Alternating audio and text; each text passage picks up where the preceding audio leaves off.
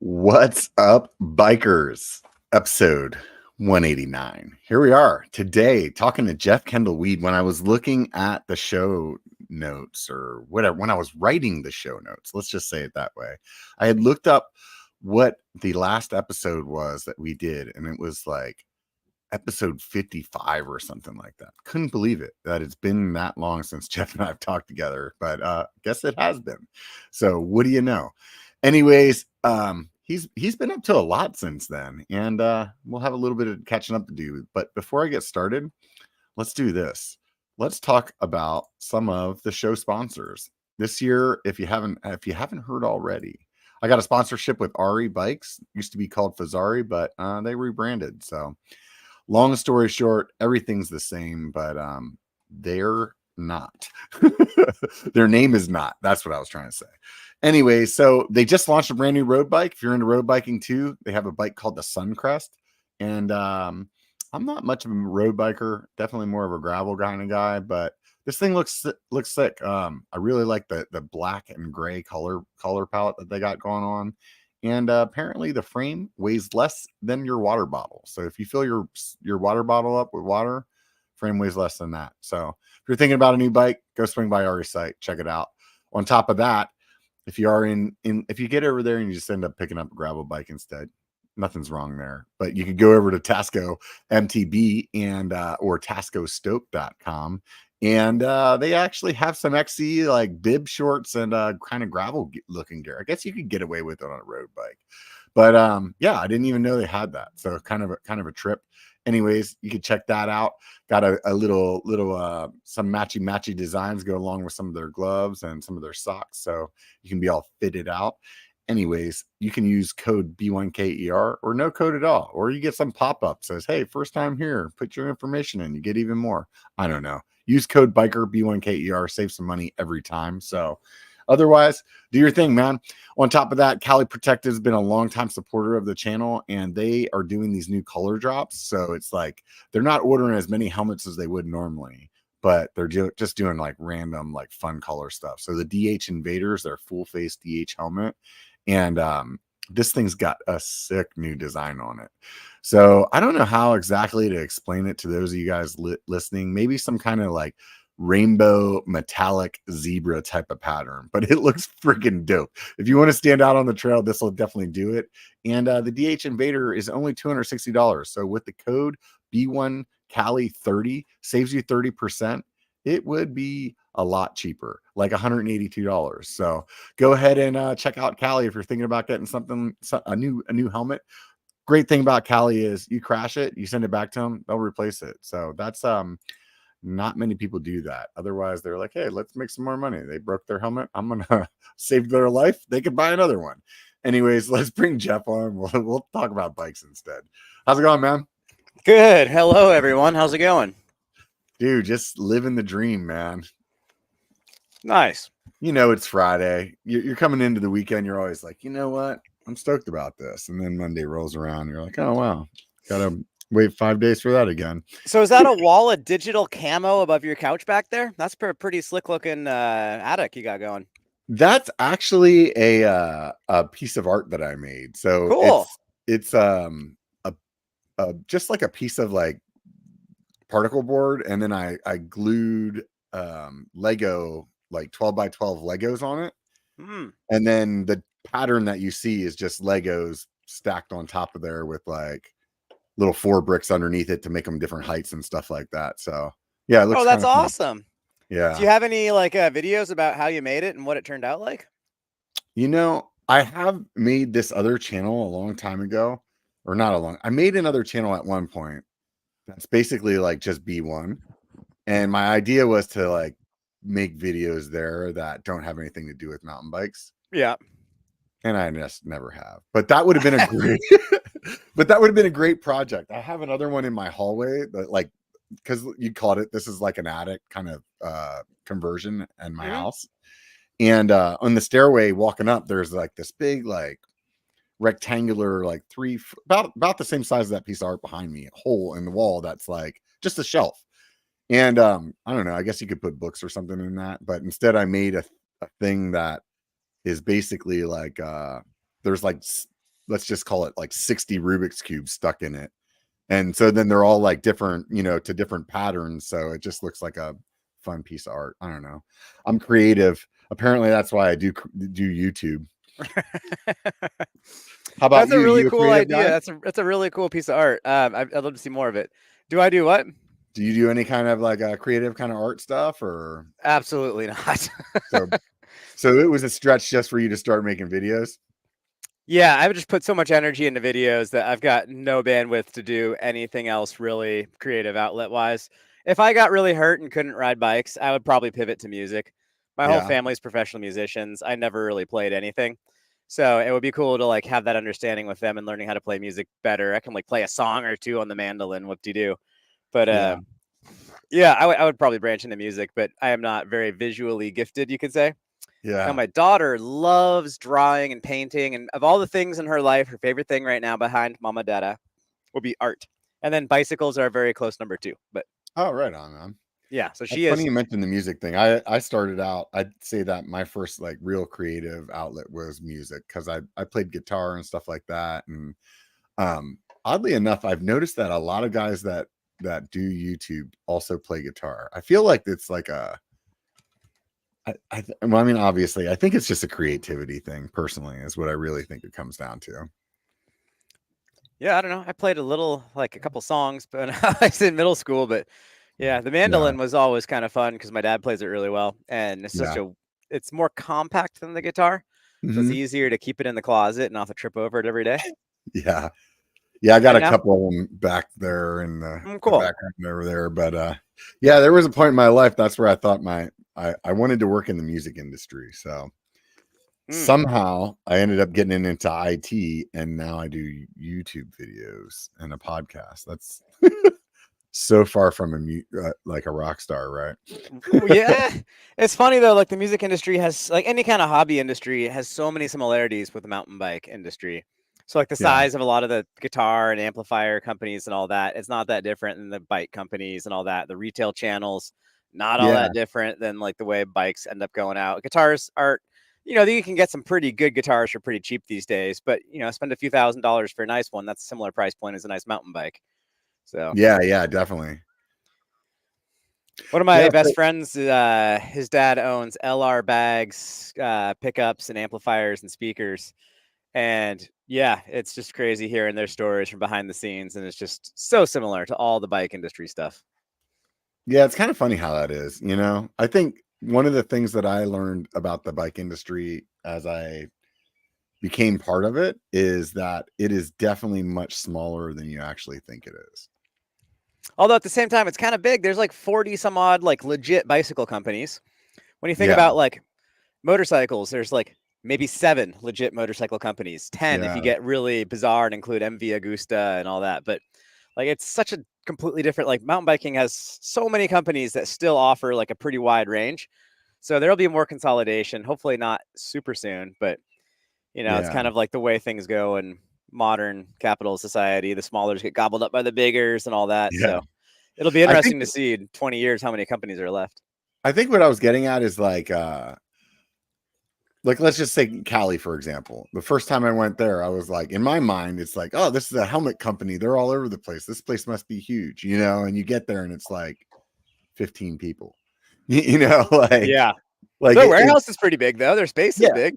Yeah, yeah, you know what I mean? But like, I mean, same thing goes with some of these bike companies. It's really not a like as big of a production as you would think. Obviously somebody like Santa Cruz or Specialized, they're pretty big, right? But the majority of bike companies out there, not super huge. Well, I mean, like I remember, like I guess today is different. 2024. I remember going to Santa Cruz Bike's old warehouse in 2008. My first time there in 2003 or whatever, 2002. Didn't get much bigger between then and 2008, 2011. I think they moved to their current location right around then. But like they kept buying up the neighbor spots and growing, but it wasn't even that big. Like it's smaller, significantly smaller than the elementary school I went to as a kid. So, Yeah. and in 15 years, they've definitely grown a lot. They're one of the more successful bike companies. Them and Orbea have both grown a lot. Transition's also grown quite a bit. Yeah. I haven't even toured their whole new facility. It's too big. I'd get lost. Oh wow. Yeah. I really was interested in some of their bikes this season before the whole RE thing came Mm. to be, but I'd still like to throw a leg over that it's like the like purple short travel. I want to say Smuggler. Spur. Smuggler. Yeah, that's it. Smuggler's a really popular, like 140-ish one. It kind of replaced the Spur for most folks. The Spur is like a 100, 120, I think. Yeah, this was more like 140, 120, something like that. Yeah. And I Yeah. think that 120, 140 segment is a lot more popular than the shorter one. And Yeah. if maybe somewhere out there, there's tons of 100 mil travel bikes, but I almost never ever see them. I don't frequent. I don't know. Around here, they're super rare. But yeah, Yeah. I think the Smuggler has taken a lot of the Spurs market. Like with Ibis bikes, I've maybe seen one or two XCs ever in the world, but then the amount of Ripleys I see is just insane. Honestly, if I if I had to have if you had let's ask you first before I already have an opinion. I know what it is. What travel range bike would you get if you could only take like one bike for the rest of your life? Oh well, in this theoretical world, do I get to keep living where I live, or do I have to go someplace? No, I don't. you could say you could ride, but you could ride this bike anywhere on this planet. I mean, Yeah. but it's the only one you got to take with you. I think I'm pretty stoked on the 150, 160, like a Ripmo sized bike. Yeah. Yeah, those are pretty cool because they can do just about everything these days. Like you could still get by in a bike park pretty okay if you go slow and ride the easy trails. And then you can just ride so much. You can go do a 30-mile epic. You can go hit the mellower jump lines, no problem. It's just a cool bike that you can actually pedal and then you can smash pretty hard on. And the thing I like the most are the more epic rides where you're pedaling out, 15 to 30 miles and you're going to get 3,000 to 5,000 Yeah. feet of climbing. Like rides like that are memorable. That's my favorite. And that 160, 150 bike works so good around here for so many of those rides. So I would just fall victim to that, like everyone else, I think, in this area. But Yeah. That's probably it's close. I kind of go back and forth. I right now I'm riding a 150 130 bike. So just trail bike a yeah, lot. And man, I sure can get away with a lot on that. And like as far as like techie stuff, and then it pedals so good whenever I'm doing more cross country type. yeah, When I was riding Santa Cruz, like I really, really enjoyed my tall boy a lot. And I hmm mean I definitely took that bike into way more situations than it was intended to. And for the most part, it would just beat you up a little bit more. But I can see where you're at with the 150, 160, you just know. around here, it works good as an all-around bike. Like I could ride Yeah, that with my kid real easily, no problem. And yeah. then for the longer rides, like it's often not enough bike on a lot of the trails, but then it's just such a good compromise. I don't know. Going smaller is cool and all, but I would get frustrated feeling significant. Like I'd be just dangerously going fast on the steep stuff with a smaller bike. And yeah, Yeah, the thing is a lot of times with those smaller travel bikes that they still don't have the aggressive geometry. And that was the thing that I yeah, really liked about that transition when I was looking at it. It still was same thing with the tall boy, like super it was like a frame for a 160 or a one, type bike, but as far as like head tube angles and stuff like that, but it was just less suspension. yeah. I tend to prefer hardtails more than the Yeah. 120 and 140 bikes, more than the small trail bikes. Uh-huh. So if I had to pick between my Ripley AF and like the Haro Saguaro that I have in my little quiver right now, Hmm. generally I pull the Haro out first because it's going to make the small stuff. You're just going to pedal even better than any 120, Hmm. 140 bike. And then it's slacker, longer, more aggressive geometry. Yeah. But it's still challenging. So it's just a nice mix of the two. And then if you're going to go hit jumps or pump track, it's so much faster than any full suspension bike. Yeah. So that's probably the next choice, the long travel, aggressive hardtail. There's not I've enough been of trying those in the world. I've been trying to talk my buddy, one of my riding buddies into um riding a hardtail, and he just doesn't seem to grasp it. But then like the other day he's like, "Oh, we were night riding," and some of the things that he was talking about was like, "Oh man, I like how, it makes you really pay attention to your line." And I'm like, "Yeah, you're selling a hardtail right now, dude." Like this Yeah. is the same reasons, except for you can do it in the day. It's just it really especially with the newer geometries, it really truly to me opens up so much more fun that you can have. Yeah, I enjoy that bike a lot. It's super fun. And I also ride like a lot of mellower cross country stuff that's just super rooty and technical and rocky. It's just hard to get a bike through. I mean, you're trying to pick your lines and bounce. It's not high speed. So as long as you're under 25 miles an hour, the hardtail does pretty good in those scenarios. You're not fighting it so much. It responds better to having to hop over a log and then jump through some roots and then, slap up some rocks. Like, it does all that so well, especially the 29-inch wheels front and rear. Those help a lot. Yeah, for sure. So some people may be listening to this and have never heard of your channel or who you are. What's your background, man? Let's see. Grew up riding and racing BMX in the Bay Area, California. So I went to Los Gatos High School 5 years after Ryan Nyquist graduated. So I rode a little bit with his younger brother, Shay. But my parents live right by the SoCal demonstration forest in the Santa Cruz Mountains. So you can see the Monterey Bay from their house. We're out in the middle of nowhere. And I wouldn't mountain bike much in the usual like Santa Cruz area, but I would ride demo forest every time it rained too much to hit the dirt jumps. So I would mountain bike to and from my elementary school. It was, a handful of miles away, some trails back and forth. And then come going to college, Cal Poly, San Luis Obispo. Pretty quickly, I realized the mountain bike scene down there was way more healthy than the BMX scene, and that the mountain biking was fantastic. I rode a full suspension bike for the first time and just was like, wow, this isn't as lame as it seemed back home, where people would have these huge built up bikes to ride stuff that on a hardtail you could go faster on than on a full suspension. So I just finally validated full suspension, and I got enamored with downhill racing in about 2003. So I started chasing the collegiate race streams and pretty quickly the Norba race streams in the early 2000s. Got my pro upgrade in 2005. And yeah, raced pro downhill, I want to say 05, might have been 06, right in there. For quite a while, lived in Spain for a year while studying abroad, graduated school in 2008. And yeah, right. That was a fantastic time to have zero work experience and be entering the job field. Man, that was Yeah, I bet. yeah, March of 08. That was rock bottom. So yeah, worked 3 jobs my last quarter in school to afford a dirt bike when I graduated. And that's really what I was tuned in on, not working, just working enough to make the bills happen and then try to ride. And I was still racing a bit, but right around 08, 09, the US downhill racing scene really fell off a cliff and died.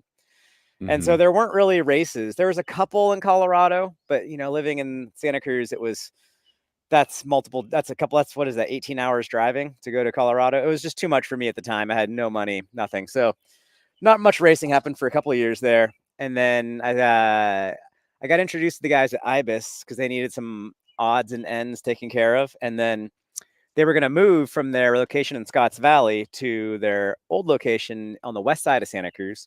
And so I got hired on as temporary worker at Ibis at the end of 08. And then I got hired on full time in the warehouse beginning of 09. And then, in 2011, late 2010, I got promoted up to a sales job in the office or whatnot. And then I was doing inside sales at Ibis until 2015. Oh, cat on the keyboard. This is Rocco. He's such a sweetie. You might hear his purr through the microphone. You want to say hello, Rocco? He's giving everyone kisses. But yeah, as enduro racing and Super D became a thing in like 2011, I started going to as many of those races as I could. And then in 2015, we got engaged. I changed jobs from Ibis up to WTB in Mill Valley and was international sales guy at WTB, international sales manager for 3 years. And yeah, let's see, we got pregnant with Evelina, and then we decided to move to Bellingham in 2016. Had to have like the house sit vacant for a bit so we could time everything right, whatever. Made it happen, worked remote all of 2017. And then videos they weren't really making any money, but it seemed like I could figure out a way to parlay mountain bike videos on the internet into something that could kind of pay some bills. And it was really meager 2017, 18 into 19. And so is that when you started your channel? Was 2017? I started uploading things. I think the channel was officially started in like 2006 or 2008 or something with like random uploads. A bunch of them I have hidden now because they're so pointless, like videos for friends' weddings and stuff. Yeah. And a few biking videos. So I didn't publicly really like push social media stuff until 2016. Yeah. I was always racing, and then nobody that I was associated with in the industry thought videos had anything to do with bikes selling at bike shops. They saw it as two completely different things. Yeah. So eventually, when the Some of them still HD3, feel that way. I know it's wild. Yeah, they look at video as a necessary evil. Yeah, it's Right. it's crazy. Yeah, yeah. But yeah, the HD3 was coming out November 2016, and a ski bum had moved. Elliot had moved to Santa Cruz from Vermont to try to get into making mountain bike videos because he was making ski videos. And then a mutual friend introduced me, and we went and filmed a little bit and posted something from riding around in Santa Cruz, and that video did really well. And then he got hired at a clothing company. It's now out of business called Kitspo. And then Kitspo is like, "Hey, we'll fund a video of Jeff riding if you want to film it, Elliot." And so Ibis had this new bike. I'm like, perfect timing. We'll grab this new bike and we'll just do all the things. So Right. that video went super viral for the time, got lots of views. And that kind of like, once that got out there, like those two pieces of content, like people would notice my name and then click a lot more readily. And at Yeah. that time, there was hardly any media. So it was much easier to, to grow. So let's see. In 2016, we were going to do another video, and then all the funding fell apart at the last minute. So I tried to like crowdsource funding amongst a few different people that sponsored our little race team. Hmm. And a bunch of them said no, and a few of them said yes. And I just pulled all that money up and was like, the only fair way to do this, because it'd always been like a video for like a company's YouTube channel. Hmm. The only fair way to do it is do a video on like on my neutral party, like on my own named YouTube channel, and then I'll Hmm. still push it out to all the media. So I went and made a pink bike post and sent it off to Vital and all the various syndicators out there. And then that video really blew up. And then well, most of those videos that I put a big push into back then, like kind of shred it style, did okay. So then I started consistently uploading in 2017. And that's when Nate Hills really got after it with the gimbal on his GoPro. Yeah. And that made it like he kind of paved the way a little bit. We did a few collabs because I knew him from racing a bit. So that definitely helped a bit. And then, yeah, starting in 2017, moving forwards, I just started posting at least once a week. And I've missed weeks for sure. And I've also Yeah. published 2 or 3 times a week on occasion too. Yeah. Often what'll happen is you do a ton of filming for multiple projects and you have to like hit a weather window. So then you're like, you know what? We can't publish that this week. That's okay. Let's just make sure we're filming. And then next week it's going to snow. So let's just spend all next week in the office editing, and the Yeah. following week and the fall. And then all of a sudden these videos will just come out right in a series. It Yeah. can kind of be a little spurt. So Yeah. I'm sitting here trying to remember wherever like I particularly caught wind of you and your channel, and it had to be that 2017 kind of era. I mean, that's around when I started. I know like you, BKXE, he was like 2016, I think, because I remember watching his videos for a couple of months before I started my channel. And yeah, yeah, it's interesting. It's really interesting. Looking back on it, at this point, there's so many creators out there, but at that point, there was really like not a whole lot of content. they're still not, I don't actually know the mountain bike space very well. Well, the Yeah. last thing I'm going to do is start watching videos about bikes after spending 10 hours a day making videos about bikes. I'm Yeah. going to watch a video. It's going to be something automotive or history or whatever, something totally different from Yeah. bikes. That's funny. I'm kind of all over the place. I mean, I definitely watch a lot of the content of, some of my friends and stuff like that are also creators, but I watch all kinds of stuff. So I'm definitely all over the place as far as that goes. It would So be you're up so, in Bellingham now, huh? yeah. Kind of I don't know, one of the hotter spots for mountain biking in the lower 48. Yeah, I'm actually going to be up there next week. I'm like Cool. super excited. I've never ridden the trails there, so it'll be super fun. We're doing a road trip going to Whistler, so we're going to spend a Nice. day there, just kind of camp and get some riding in, go hit Squamish, and then go to Whistler. So Cool. yeah. Hopefully the rain keeps up. It's been really nice. Like right now, it's starting to get a little bit dusty and slippery and gross. But with any luck, we'll keep getting one good rain shower every week or so. And then trails will stay smooth. We won't get the crazy powder and braking bumps. And it'll Yeah. just be so good. So fingers crossed we keep getting a little bit of that rain. Yeah, I think your worst dirt of the year is still better than our best dirt of the year here in Northern California. So Dude, I don't mind riding NorCal dust. I would rather ride NorCal dust than Pacific Northwest dust because I feel like Northwest dust is less predictable. I also yeah, kind of grew up riding the stuff down in, the dusty, blown out Santa Cruz summer conditions. Yeah. And I can predict the slide and all that. It's pretty well down there. I still have an Yeah. easier time sliding through turns and all that in Santa Cruz than I do here, or Downeyville or Tahoe even. Tahoe is real fun and slidey and loose. I really like riding Tahoe. Yeah, you definitely get to kind of get a feel for it, especially in Tahoe, like the way that granite is. It's like Mhm. people that are not used to riding it feels like you're going into a sandbox, but the way that granite kind of like, I feel like as the pressure builds on it, it actually compacts. So you can kind of like predictably tell like when you're going to have some grip in it. Does that make sense? I don't know. I just steer with the rear and then just Just push, and it's just gonna slide, and that's fantastic. Yeah. yeah, yeah. I don't know. I cut my teeth sort of riding at North Star a lot, just going up and camping at Martis in the back of the minivan or wherever. And then Mhm. I don't think I bought a lift ticket more than twice over like 5 years. Oh, the good old days of being able to sneak your way into the chairlifts and everything. Those days are well done and dusted now. But Yeah, I'm sure. oh man, yeah, I was So you definitely would a just like dirtbag kind of kid like and camp in the vehicle over there at Martis Peak and then just ride in. wherever. Yeah, and Yeah, then pedal up past the first chairlift because no one can ride a downhill bike uphill. In right. San Luis Obispo, a downhill bike is a great one mountain bike because the trails are so rough and rocky that you're like it's just the only way to have fun on a lot of the descents. And then on the climbs, they're so steep and miserable.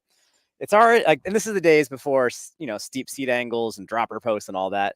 Yeah. So we would just stand up all day while climbing. And it's not that bad to stand up and grind if it's a steep climb. It's just terrible to stand up if it's flat. So yeah, the downhill bike was a pretty good exploratory tool for Tahoe back then, even. Yeah, I got a buddy that just moved down to Slow, or not a buddy, a coworker that moved down to Slow. He went down there to work for SRAM, and I see Ah, his posts all the time. I'm like, oh, it looks like there's a lot of good riding down there. yeah, yeah. It's definitely a rocky and well, steep and rocky. Different than, I mean, you're Salmon. I mean, you're Auburn area, Yeah, Sacramento. Yeah, Sacktown. Okay. yeah, I used to date a girl who was right in downtown Sac, and so we only rode Salmon Falls, I want to say, once, yeah, and we rode Confluence and the moto trails up in Auburn a handful of times. We would go to Downeyville and Tahoe a lot because it's so close. I yeah, like Sacramento; it's a cool spot.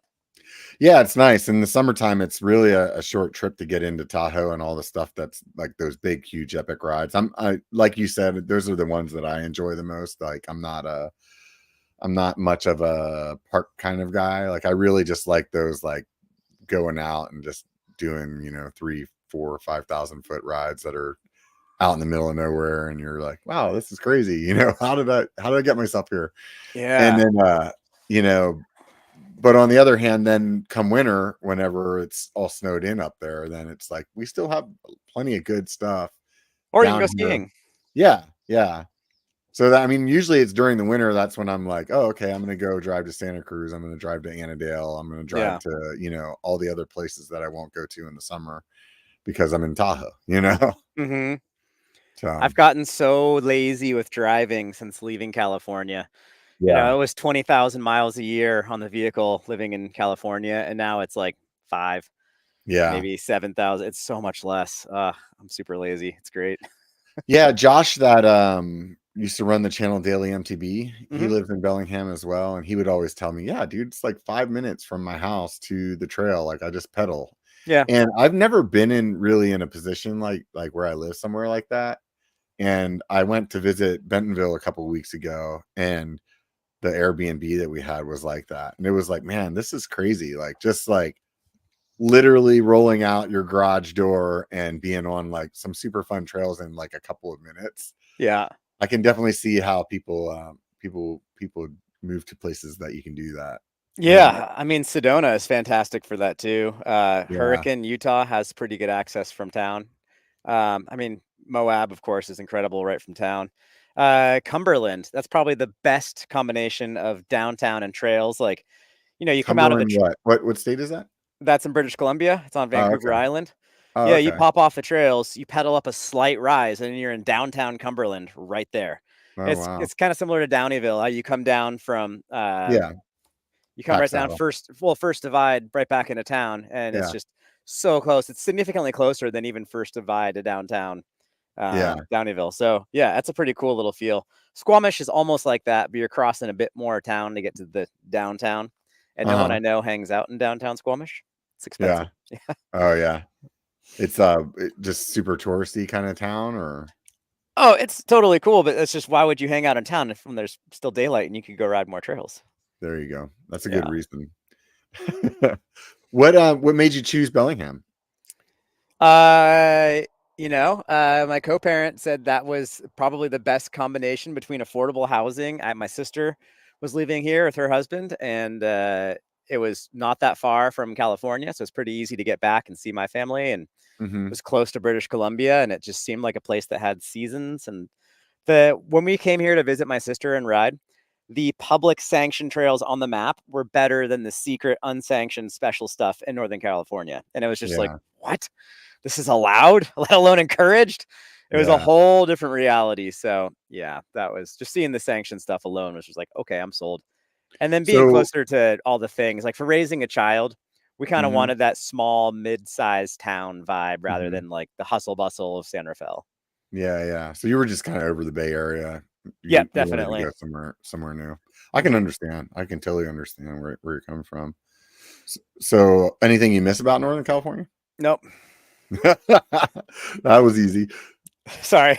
No, dude, not at all, man. I totally get it. I always say that, I really like it here geographically. I mean, I'm grew up back east, so Mm-hmm. um I was used to rain ruining a lot of things, so that part Mm. of it out here is really nice, being able to ride all year and that type of thing. But yeah, every I said to somebody earlier on a comment, I've been a lot of places, and lots of like every place I've been has a really good riding, like for like its area, but none of them are perfect.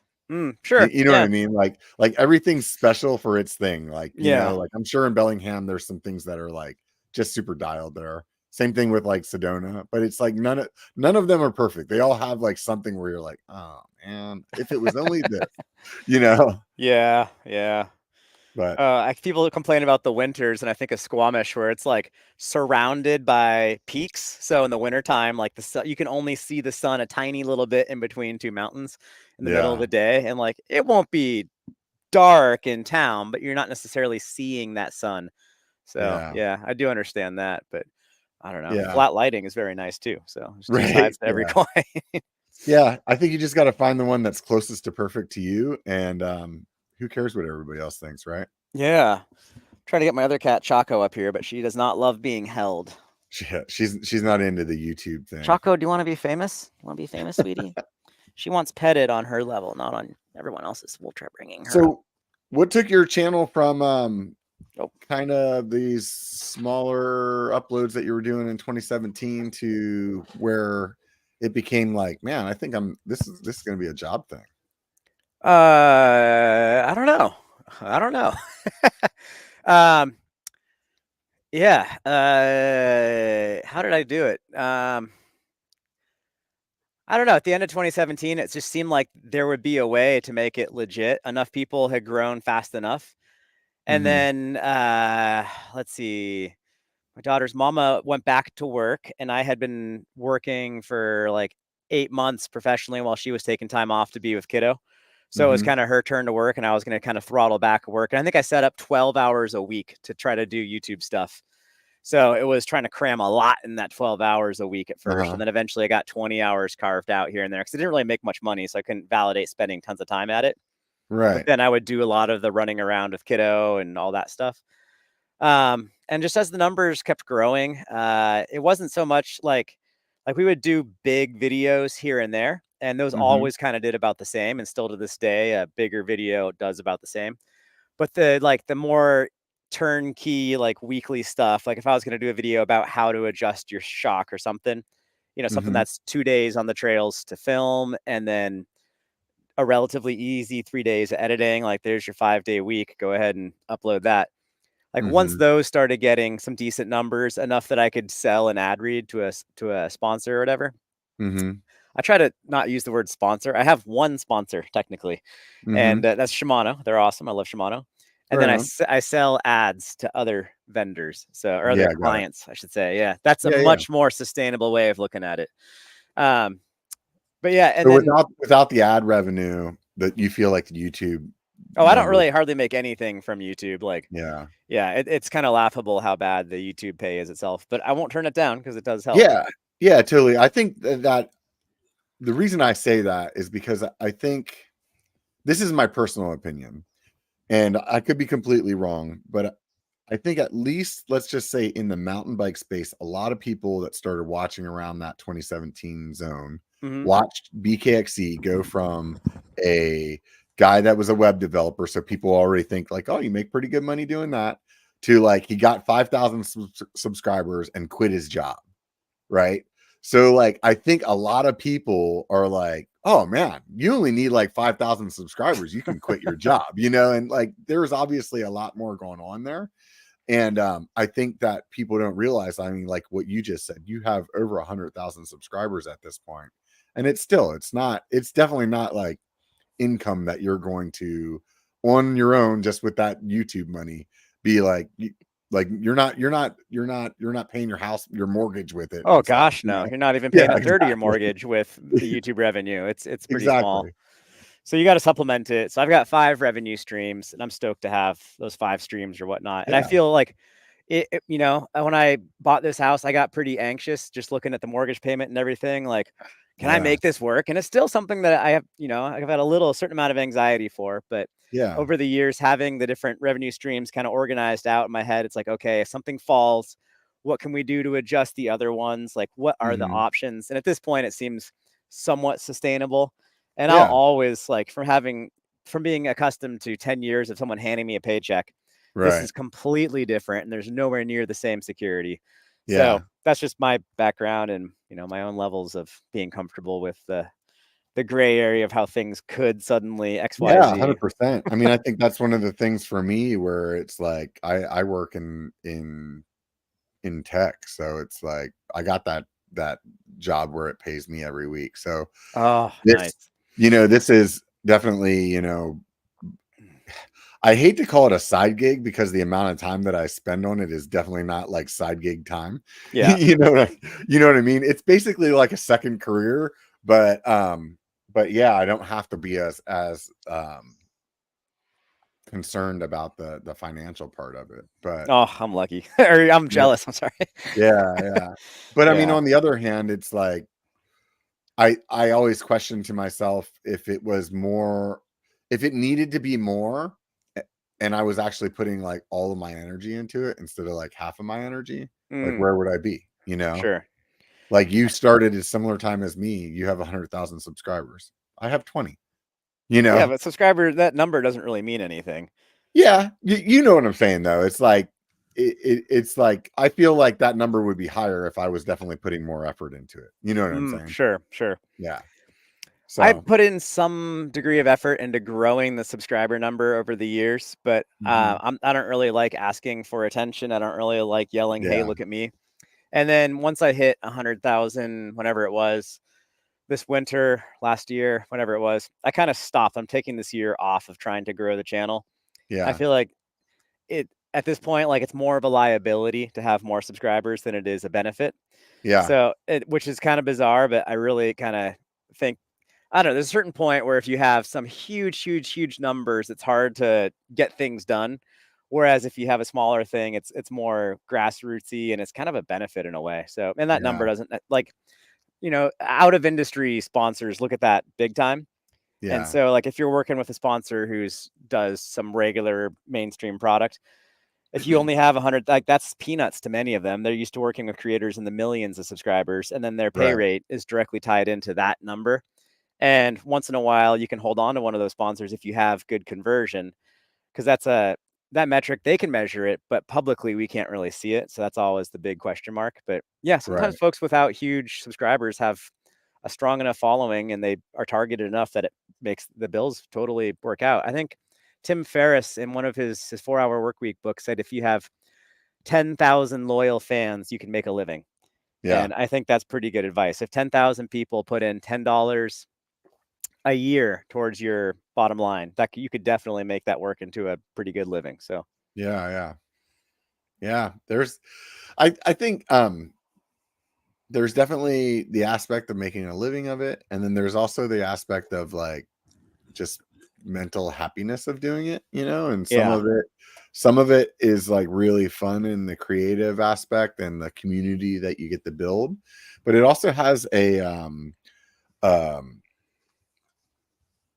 a how do I say this, like it's mentally taxing to be a creator on YouTube, Hmm. and like whether it's the your own self-judgment of putting yourself up against somebody else's video or somebody else's subscriber count, or it's dealing with some people have a hard time dealing with like the comments of the internet, Mm. or all kinds of things. Like it's definitely it's there's more to it than I would have ever expected until I became a creator. You know what I'm saying? Like it's harder than it looks. Yeah, yeah. I mean, 100%. I guess that's the easiest way to say it. It's Yeah. definitely. I think that's like very like that's a blanketed way to say it. And obviously it holds true. But I think that there's some nuts and bolts to that as well. That I think that people don't always dig into, and I think that that's good to have those conversations.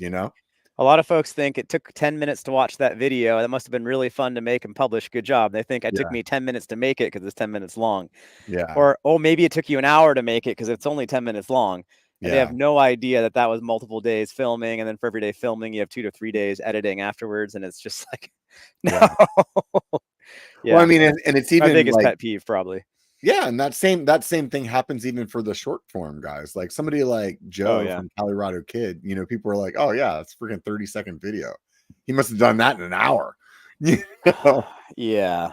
But you're like, "No, that's not how it works." Dude, I find I can't do short form and long form on the same day. It's Yeah. one or the other. And like really it's almost in the same week.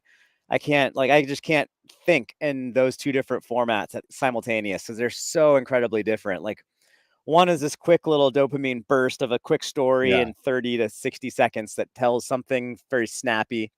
And then you're also thinking about the caption and all that. Whereas Yeah. title and thumbnail versus story on YouTube, and then the arc of that story is so completely different and Yeah. often kind of at odds with the Instagram one. Like Instagram, you see the thing before you actually engage with it. On YouTube, you have to do an action before you get to engage with it. So it's a totally different way of Yeah. coming into each piece of content, and then you've got to build it from that forwards. Oh my gosh, It's so different. interesting that you say that because I've never really thought about that, but whenever I am doing a short form, like I'm kind of locked into that. Like I'm definitely not filming for like, oh, this could be a long form or a short form. You know what I mean? It's like my mind space is definitely this is what I'm doing. There are some rides where I'll film with the newer GoPro where you can film in that square format, so you could use it either way. I haven't even played with square GoPro format Yeah, yeah. It's like I, yet. I think that it's not 4:3 or it might be 4:3. I can't remember what it is, but it's basically using the whole sensor, right? Okay. And so basically in instead of it being cropped already into like super view, it's just the whole sensor. So when you put it into whatever your editing program is, you can have that same crop as super view, or you Yeah, you could can have do a that same. 16:9 project, and then you can Yeah, position it as you need. right. That's interesting. I wonder how much more storage it Oh, it's uses up. definitely. Oh yeah, it goes through the SD cards much quicker. Yeah, And it's probably but if it 5K as well. yeah, yeah.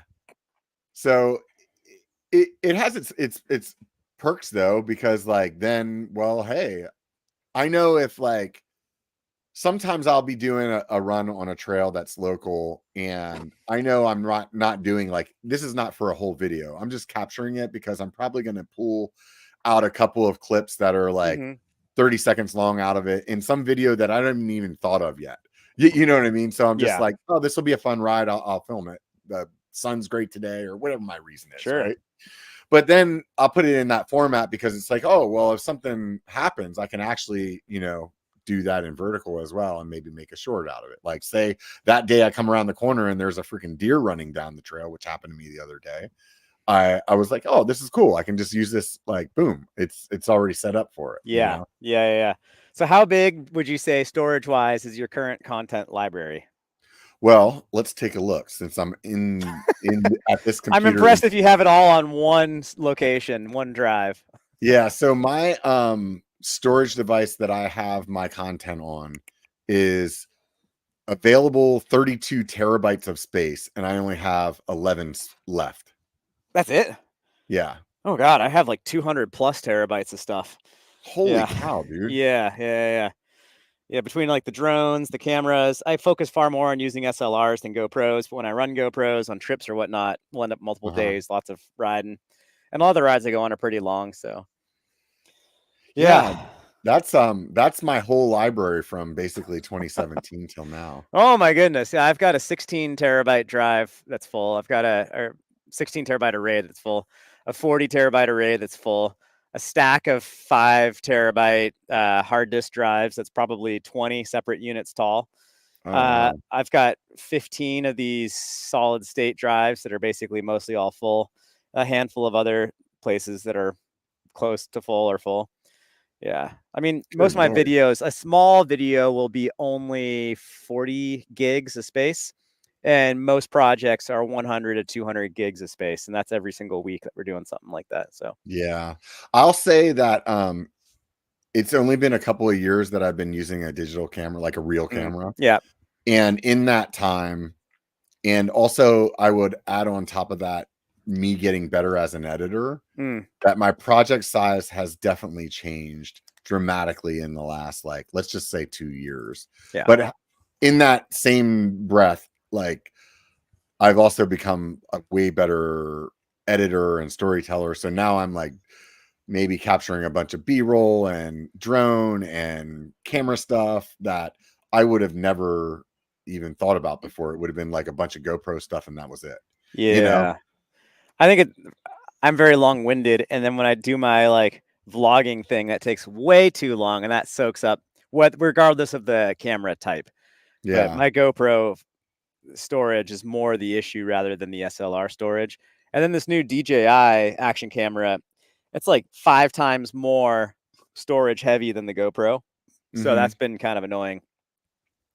Yeah, my last project, I just did this hardtail video like a week ago.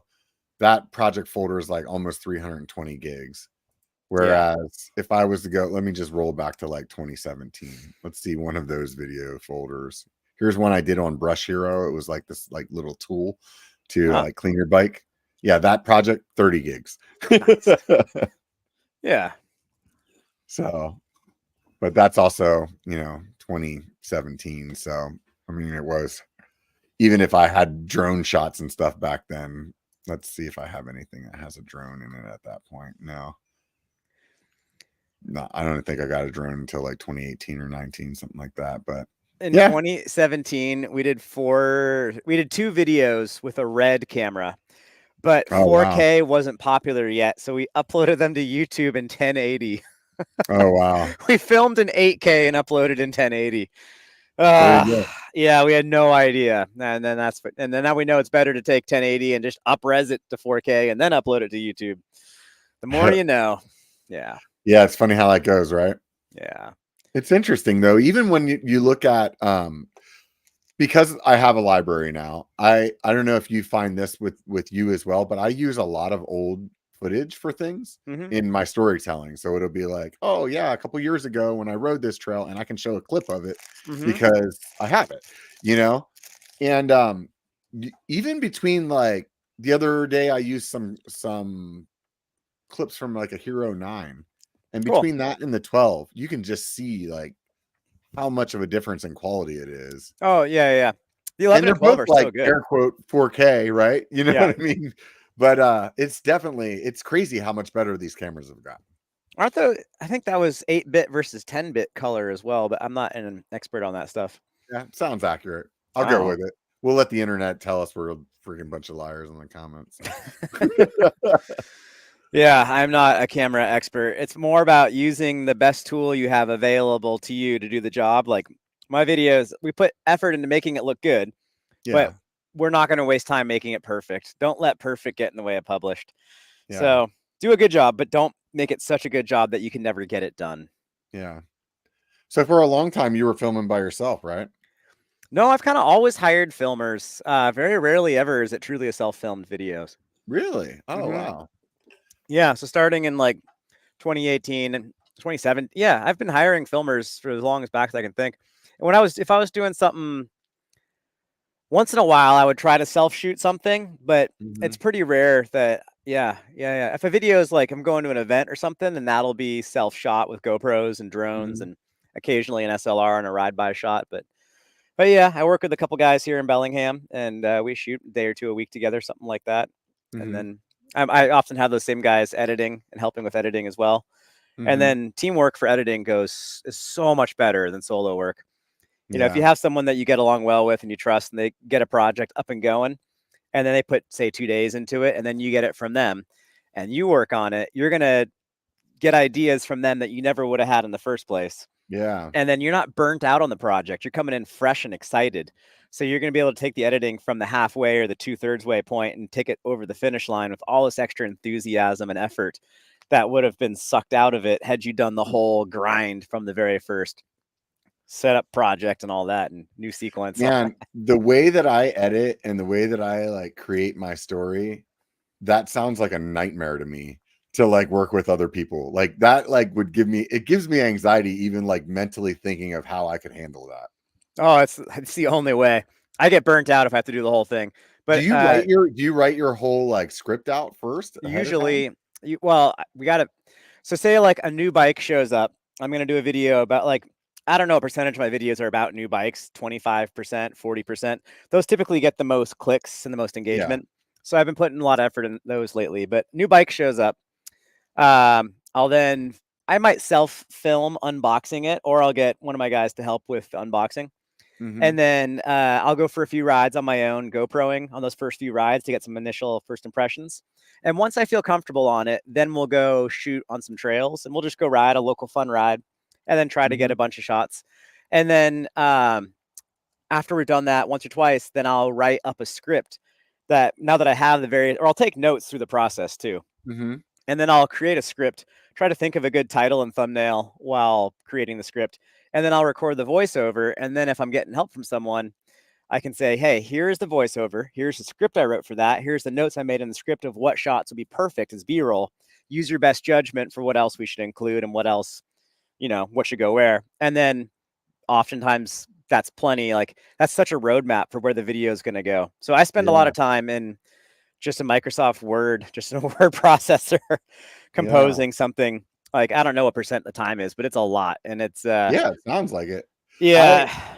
I basically go film a shitload of stuff and sit down and just start making the story from scratch. Like I'm literally writing one or two sentences of voiceover as I'm editing the video. Mm, And then I'm thinking about how I want the story to go. And as I make it through that next section, I'm like, oh, this would be cool. I could pull this in. So like I'm like, oh, I'm gonna grab some screenshots of me going to the website now, or oh, I'm gonna grab, this I feel like I should talk about you should donate some money to Bentonville because the tornado came through. I'm gonna go to the relief fund website and get some grabs of that. And I'm gonna put a sentence or two in there. And I zero have an idea what that video is when I start, other than like generally like, oh, I went to Bentonville. I don't know what the story is at all. yeah. I mean, like the Stooge in Sedona, I tried my best on the airplane home to sit down and craft an outline for the video and then what I wanted to put in where. And then you can't record a voiceover on an airplane, obviously. Right. And then once I got home, I tried my best to revise the script. And then, because otherwise it was, it was 200 gigs of footage from that trip because there's so many days, so much GoProing, Yeah. interacting, prep work before, all that. Yeah. Trying to like do it sequentially, dropping that all in a timeline and then cutting down. That's my ticket to burnout. If I try to just build Yeah. something from what I filmed, I have to have a plan of what's important. Otherwise, yeah. Yeah, I think everybody does, whatever works best for them. I think for me, it's like I have this mental idea of everything that happened. And then I think the burnout part for me is like I have to be in that creative mood to sit down and like mentally put that all together. Yeah. So what'll happen for me is like my biggest problem is actually just getting started. Because I'll be like, not feeling today. not feeling it today. And then all of a sudden I'm like looking at my YouTube. I'm like, man, I haven't like answered a comment in a while. And then it's like, it's been 3 weeks since you posted. And I'm like, oh shit, I need to do something, Yeah. I hear you on that. I often end up in the spurts. Like I want to publish something just because there hasn't been much, and then all of a sudden I'm spending a day and a half making some like filler video, and I Yeah. end up getting too emotionally invested in it, and then it becomes like a premiere video, and then it's like, wait a second, now you're just overworked. Yeah. It's such a juggle on what to put time into. Yeah. I think, at the end of the day, you have to put like the effort into like what feels good to you, right? Yeah. I I've think got a everybody video. has their own reasons though, too. Like I think for you probably have more of a perception of like getting something out there because at the end of the day, this is like paying bills for you. Yeah, I've got obligations and I need to Yeah. follow through on them. Occasionally I'll have to skip a video because I don't have the bandwidth to make it happen, but that's pretty rare. But yeah, Yeah. it Yeah. does definitely happen. Like May of this year, April and May of this year were way, way, way, way, way too busy with trips, new bikes, new products, all the things. And it was just, I forget how many times I got on the airplane between January and April. Yeah, Mm-hmm. it was just way too much. So May, I wasn't able to get as many videos done as I wanted. And then I'm still recovering, but there's Yeah. a lot that I'm working on now, even filming a ton. We had like 2 weeks there. I got to ride my bike a bunch for fun and not film. And oh, it was so nice. I just Yeah. had 4 days with my daughter, 5 days on a road trip up to Whistler. And oh my goodness, coming back home, I'm like, that's the closest thing to a vacation I've had in a while. It was 5 days of just riding with her. I would have a GoPro on to record her riding because this is her first Whistler trip. You got to record your kid's first Whistler trip. And it was Right. her first time riding the North Shore too. So yeah, I'd film that, and then I'd like, oh, she's way down there. I'm up here. I can get a clip real quick, and then I'd grab something for that I'll use on like bike review stuff eventually. But Mm-hmm. yeah, that was pretty relieving. Pretty, I don't know, pretty nice to have a little vacation in a sense. Yeah. Yeah. I think whenever I start really putting boundaries on myself is whenever I start feeling burnout. Yeah, So I've come to a place where I've definitely recognized that like I don't want to be a full-time YouTuber, at least not today. You, yeah, you know, and trying to put myself in on deadlines that like a full-time YouTuber would have, but not actually wanting that as my goal, it burns me out like super fast. And then I'm like, I don't fucking care about this. What do I care about this channel? And ultimately like I do care about the channel because it's like creatively I really enjoy it and I really really enjoy the community that I have. Like nice. I really like being, part of the bike industry in the way that I am, Yeah, like those things they mean a lot to me. So cool. for me to like get burned out and be like, fuck it, there's been nights where I've been like, man, I'm over it. Tomorrow, Yeah, I'm gonna make a video tomorrow and tell everybody I'm out. And then I wake up and I'm like, okay, well, I'm glad I said tomorrow. So yeah, yeah. So, that's pretty classic. I'm gonna run over and grab a sweatshirt real quick. It's getting a little later and breezier. I'm starting to get chilly. yeah, go for it, man. I'll Cool. go ahead and Be do right a back. little talking while you're gone. So, anyways, he's up in the PNW up there in the Bellingham area, and I'm really looking forward to it. I saw somebody in the comments saying that they'd see me in Squamish, and I think we're gonna be in Squamish only for one day. But I'll tell you right now, I'm like really looking forward to going up there and riding that stuff. This is those kind of trails that you watch online and then being able to go and actually experience it. Between this trip is just going to be phenomenal for me, at least in my perspective, because it's like I've never been to Bellingham, I've never been to Squamish, and I've never been to Whistler. So I'm like, is this going to be a bunch of videos? Is it going to be one video? In my mind, I have like one video for sure. Um, but we'll see what it turns into. I have this like epic road trip video idea that I'm bouncing around. But I'm pretty sure that once I get to Whistler, it'll be who knows, maybe it's a little different. I am not a park rider, so I don't really get excited about it. A lot of people in my area ride North Star, like what Jeff was talking about earlier. And it's not necessarily what like gets me super stoked. Like I'll go up, everybody will be like, man, I wish we could just do this every day. And I'm like, man, I wish we could leave soon. And by the end of the day, like I get it. Like there's a lot of progression and it's really fun in that aspect. But I really truly enjoy that, like those big epic rides. So I'm curious to see like what my perspective of going What to Whistler actually is. Oh, look at this. Jeff comes back wearing a Cali sweatshirt. sponsorship correct for the B1 Right. podcast? Right. The I biker think I have podcast. that same sweatshirt. It's like I've had it forever too, man. That's a good one. Yeah, it's good and thick. It's like one of those ones where you're like, yeah, I don't care if I'm like it's just got good weight to it. You know, it doesn't feel like a whoop, cat. Did you see the cat fall off the barbecue? Yeah, it did. She is tiny. She's probably 5 pounds. She's very small, even though she's probably full grown now. And she's extremely fast and athletic. I don't think she's the sharpest tool in the shed. Right. Yeah. And I did notice she's pulled one fast move for the other guy, the orange guy, where she dangled his favorite toy. And he came over to grab it. And then she jumped and attacked him from above, thinking he was all distracted. That was pretty sneaky. I didn't know cats could do that. Just set him up for failure, huh? It's cool. Yeah, this is my sweatshirt I use for angle grinding and welding and any kind of big heavy duty projects because it's also a safety jacket by nature. There you go. Seems legit. I'm sure Brad from Cali would enjoy that's your safety jacket. Yeah, definitely. My daughter still rocks the Cali helmet on occasion on her mini moto. Your mic is like super redlining right there. However, you just moved it. Oh yeah, I can make it less hot here. I gotta gain. Is that better? Now you sound like you're 3 miles away. Oh, I think no. you're all right. I think it was just like you moved it a little bit like right to your mouth, and then it got super hot. So like that. Yeah, sounds good now. This is okay. Yeah. Maybe like a hair up, and then you'd be good. A hair up. Yeah, just there you go.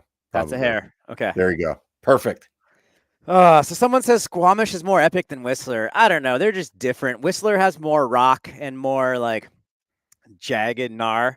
And then Whistler has, I think, more trail than Squamish. Squamish is more flowy, more loamy, more bermy, maybe more jumpy per se. I don't know. Just by what you said there, it sounds like I'll like Whistler more than Squamish. It depends what you're comfortable with. Yeah, for me, I'm more of a tech guy than a jump guy. So are you comfortable with like I mean, like I'm just thinking like the waterfall, what's it? The waterfall on Carpiel and like lower Carpiel. Are you comfortable with that stuff? Yeah, it doesn't bother me. Okay. Yeah, that's definitely like Whistler's black trails or like so that. put it this way, whenever I go to North Star, when I go to North Star, I usually I'm like, oh, this is why I only come once a year because I don't really like riding park. And then the only trail that, like, the first time I went, when I left, I was like, the only thing I enjoyed today was Carpiel. And my friends were like, you didn't like anything else we rode? And I was like, no, it was boring. flat berms and tabletops that are too small. It's just I really like that struggle of riding, of like accomplishing like a big climb, or like the adventure of being like, man, we're out in the middle of nowhere. Like that's the part that really, really appeals to me. Yeah. And I think there's, yes, I love smashing downhill. It's fun. And yeah, it's cool taking a lift up to the top and not having to climb. Like that's fun too. But it's not like what I really, really enjoy. You know what I mean? And like some guys are like, dude, if I could ride only downhill, I would do that for the rest of my life. And I'm definitely not that guy. You know? Yeah, it depends if you're more motivated by adrenaline or motivated by progressing your own skills or motivated by fitness or motivated by nature or XYZ motivations. Yeah, everyone has a different reason for why they find it fun. Yeah. I think because I grew up in Pennsylvania and that's where I first started mountain biking, and it's super rocky there. To me, it's like I really like looking at some section of trail that we just rode and being like, how the fuck did we just ride through that on a bicycle? Yeah. So you're probably a fan of Seven Springs? I'm sorry? You're probably a fan of Seven Springs? I'm not sure. Where's that at? Oh, it's in the middle of Pennsylvania. It's like one of their most well-known ski resorts that allows mountain biking. Oh, I haven't. I have definitely not ridden that. But Oh yeah, they when I hosted the started, collegiate national champs in 2003. when I was riding mountain bikes in Pennsylvania, it was the early 90s. So it was basically we were riding whatever there was not really much legit other than like you're riding on hiking trails or like Yeah. whatever's whatever there. Last time I went home, I rode up in the kind of Caledonia area by the Appalachian Trail. And no, that was super fun. So somebody says in the comments that there's no mountain biking at Seven Springs anymore, not since the racing stopped. Oh man, it was a famous stop on the Norba National Circuit and for the Collegiate National Circuit. And I remember I finished third place there in downhill in 2003, and it was Yeah. yeah, or maybe it's 2004. 2004. It would have been fall of '04. Yeah, yeah, I loved it. It was super rocky and it's pouring rain, and people are Yeah. just carcassing off the course left and right, and it was super dicey, and it felt a lot like North Star, except it was wet instead of dusty, and just yeah, Right. I loved it. I thought it was super fun. Yeah. Ian says it was terrible. It was great, and they had a cool slalom course on the grass that was just yeah, back and forth grass track. It was cool. I remember just having a lot of fun partying with all the friends, and then Yeah. I thought the downhill course was very entertaining. Yeah. So for me, I don't know. I just really like that tech. Like I rode in an area up here. Shoot, I'm drawing a blank for the name of it right now, but it's like all backcountry kind of. You know where Dodge Ridge is? Dodge Ridge is kind of off of is it 50? It's like up the end of like Highway 4 up in the mountains that way. Yeah, it's kind of between Yosemite and Tahoe. Pinecrest. This is the area I'm talking I about. wasn't gonna mention that town publicly. Yeah. Yeah. Like that to me was a lot of just crazy tech, just Mhm. crazy tech. And, a lot of it wasn't even fast. A lot of it, like, I think we rode there for a couple days, and most of the time we were like probably 10 miles an hour. You know what I mean? Yeah. But it was insanely, like, in my mind, that was some of the best riding I've ever done in my life. Oh, cool. Cool. You know? Yeah, working the bike through. I enjoy it when the bike can't just roll through things on its own power. I'd Yeah. rather have to do something to get the bike through a section. And a lot of the trails around here and Whistler, Squamish, whatever, they're so steep. A lot of the riding is just modulating your brakes. Yeah. And I get pretty burnt out on the whole like steep fall line, brake modulating, descending. Yeah, that's a very common thing around here. And I'm a little bit of a minority and not really enjoying that. I'd Yeah. much rather have the lower angle trails that the bike can't just roll right through and have to work to make progress. A lot of Yeah. folks' least favorite trail in town is one that I try to hit once a month or so. And yeah, that's how it just because I love the challenge of having to do the hops and the bunny hops and trying to struggle your way through. And I don't mind getting off and hiking for 100 Yeah. yards. Like it makes it, I don't know, it's just that's what it's worth it. It's not a big deal. It's just change it up. Yeah. Walk for 3 whole minutes. Is that big a deal to have a quick little walk? I don't know. Yeah. I hear you there. That's funny. So I would say that it was somewhere around a year ago or so that I popped in on your channels. One of your videos caught my attention, and like it's hard to watch everybody's stuff. So Yeah. I remember seeing that video though, and your content really changed.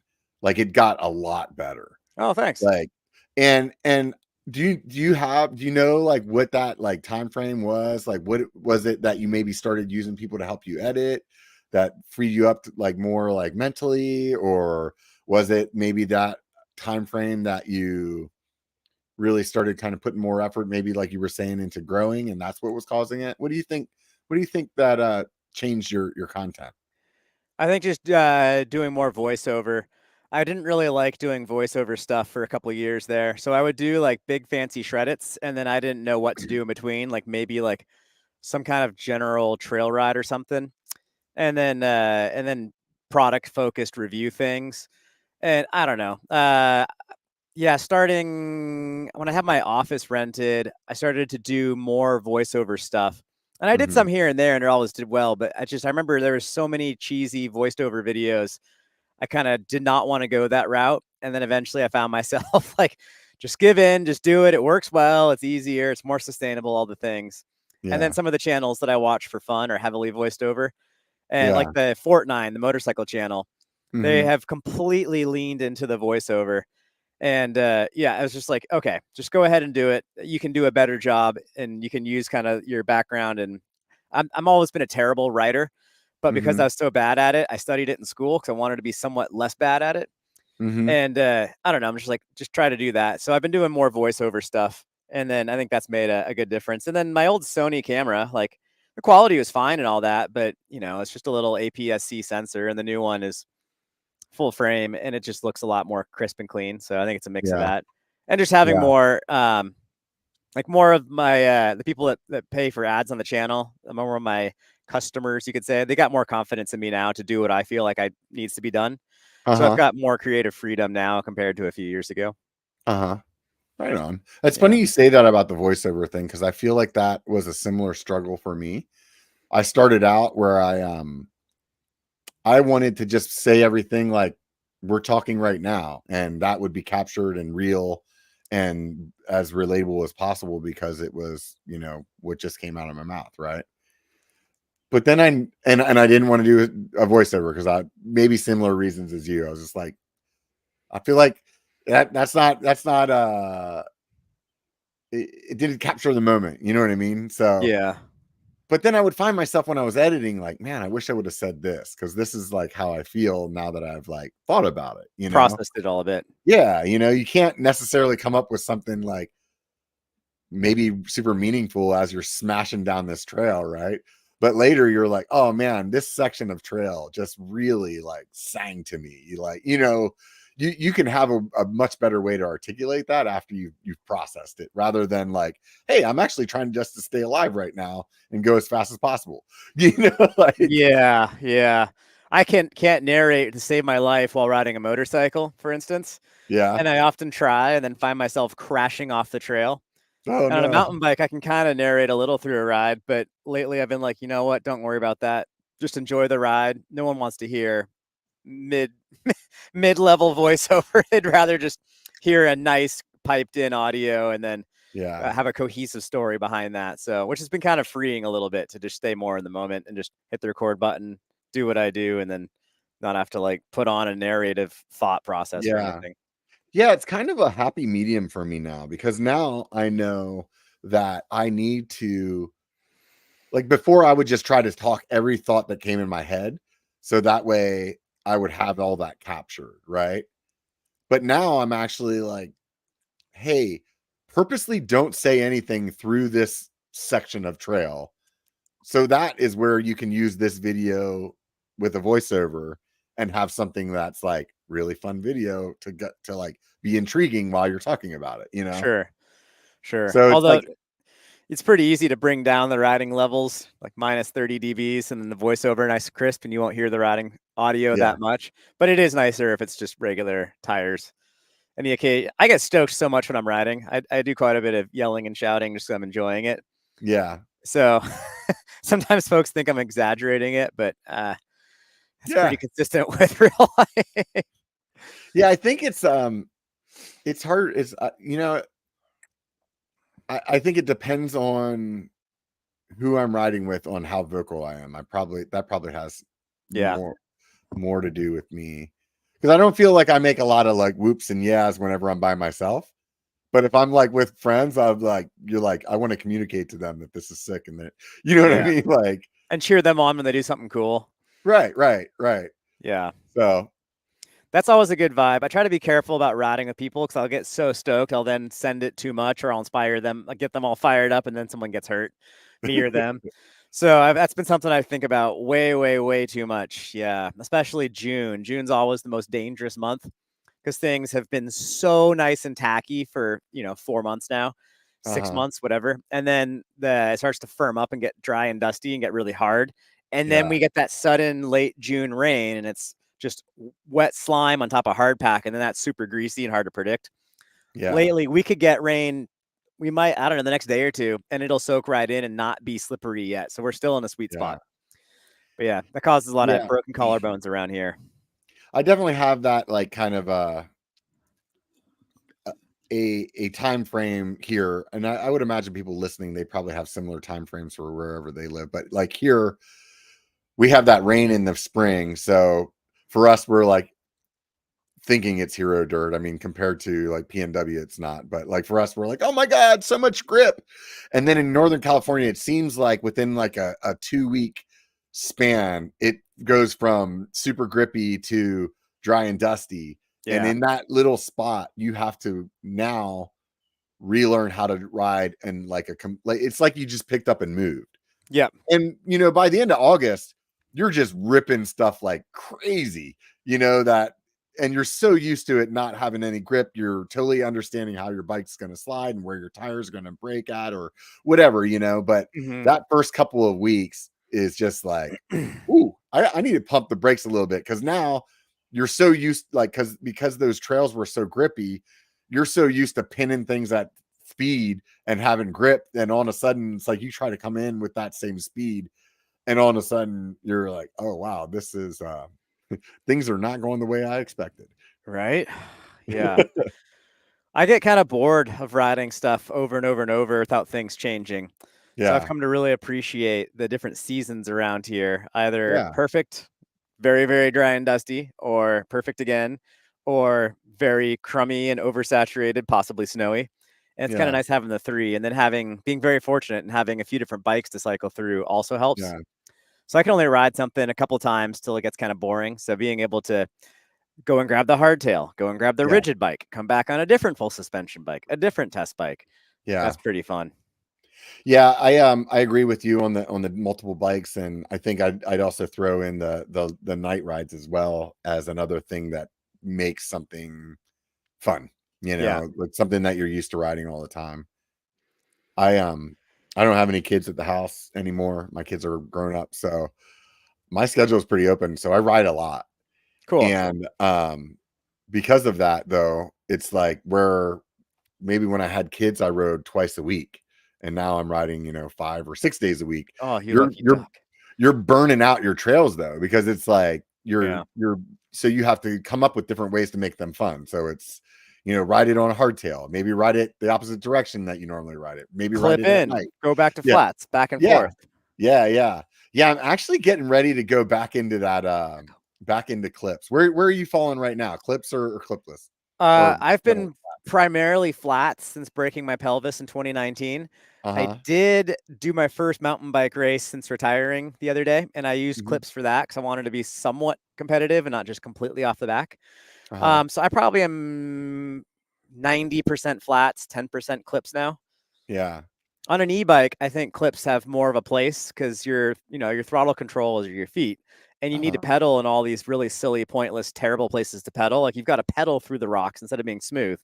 And Uh-huh. so it really behooves you to have more throttle control via clips on the e-bike. Interesting. Yeah, I haven't been on like legitimate tech in clips in a few years. For whatever reason, I decided to try flats, and I realized that I had made a lot of bad habits from riding clips for so long, where I started out on BMX kind of like you did. Cool. And um so it really kind of irritated me whenever, like, I had ridden basically clips or toe clips since the 90s until, let's just say, like 2018. Yeah. So my first ride on flats again, I tried to go off of like a little 8-inch rock, and both my feet fell off my pedals, like smashed my balls all over the top tube. I was Yep. like, what the fuck, dude? I used to like jump over streets with flat pedals, like this is insane. So it definitely it definitely made me like kind of really lean back into the flats. And I still use the clips on my road bike or my gravel bike, and I have them on my hardtail for a while as well. Because usually on my hardtail, I'm mostly doing kind of XC-ish kind of rides. Hmm. But yeah, I'm getting ready to throw some back on just to see to do a video on like what my perspective is now that Sure. I've been on flats for so long. Dude, one of the coolest parts well, we got some comments here. We got Octobod, MTV, Marty Richards. I think it's Octo Dad, but I want to change it to Octobod and make a dad bod joke as one of the dad bod myself. But asking a question about e-bikes. I've been riding the Pivot Shuttle SL, which I'm really stoked on. We're getting 6,000 feet of vertical out of that little Fazwa system. So the range is actually, I've learned how to, I didn't understand SL e-bikes until a couple months ago. And now I'm done with the fat e-bikes. Any e-bike over 45 pounds, I want nothing to do with. And then I've got a Norco Fluid VLT that just showed up the other day. And I've got probably 100 miles on the Norco and probably Mhm. 700 miles on the Pivot. So yeah, I'm riding those two e-bikes a fair bit, and I ride the peasant bikes a fair bit too. Probably at a Mhm. 50-50 ratio between e-bike and peasant bike at the moment. I've ridden a few of the Fazuas, and I've ridden a few of the full powered ones, and I, on paper, thought that I would like the Fazua ones better, but it seems to me that the full powered ones actually kind of fall into what I like doing more. Really? Yeah, and it's weird because I honestly would have, like I said, on paper, I I really, really would have like put like bet money that the Fazua, like the light bikes were the way to go. But I don't know. I think the reason that I feel the other way is most of the time that I've done some e-bike rides, it's really just smashing up big long climbs so that we can do these huge descents again. Hmm.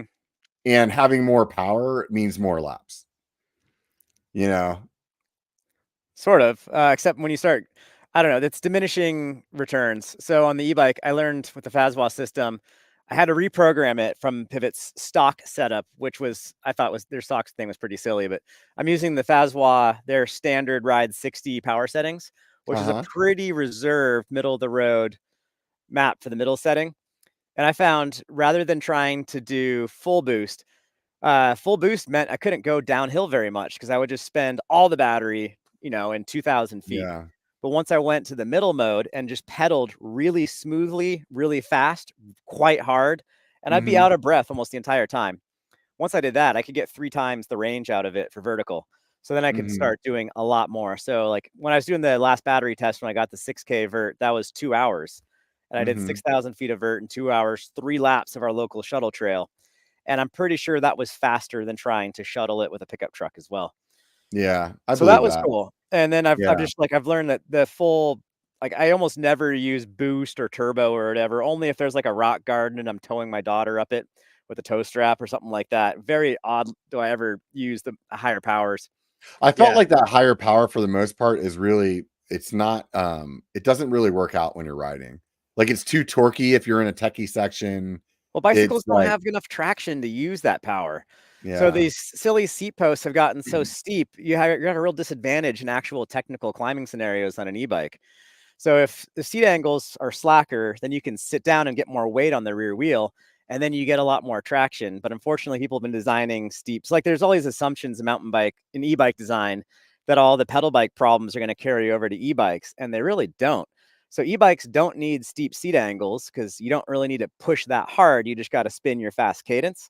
But once Yeah. your seat angle is relaxed and slack, then your weight's over that rear wheel. And if your front wheel's coming up, just lean forward a little bit and it won't come up anymore. So it's Yeah. just a little bit of technique. But yeah, the traction is the biggest issue. The 2.6 tires help a lot.